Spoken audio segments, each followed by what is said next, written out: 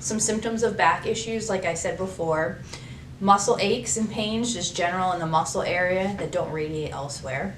Shooting, stabbing across the back can occur with just general back pain going across there. If there's arthritis or anything like that, that can just cause some tightness going along those muscles, which are trying to respond to the pain going inside the joint of the spine. And pain that radiates down the leg, either above or below the knee.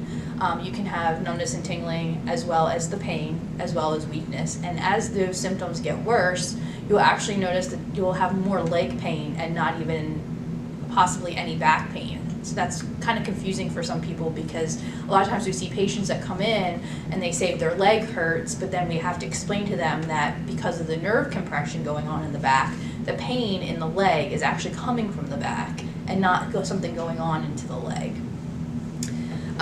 You'll also find that you'll have pain in various positions, whether it's prolonged sitting, prolonged standing, or prolonged walking.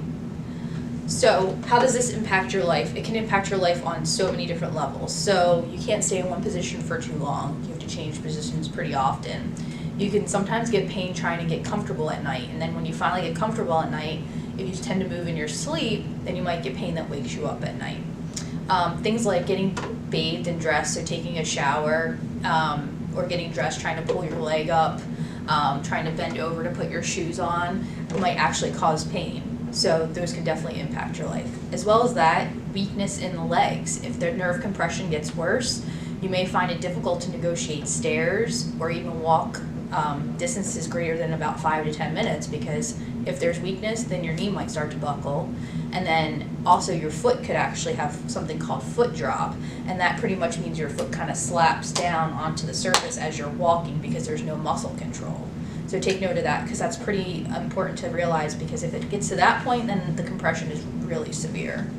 Also recreational activities. I mean, if you can't do these different movements because of either weakness or pain, then you're not going to be able to participate in any of your recreational activities, let alone just walking, sitting, standing, those things.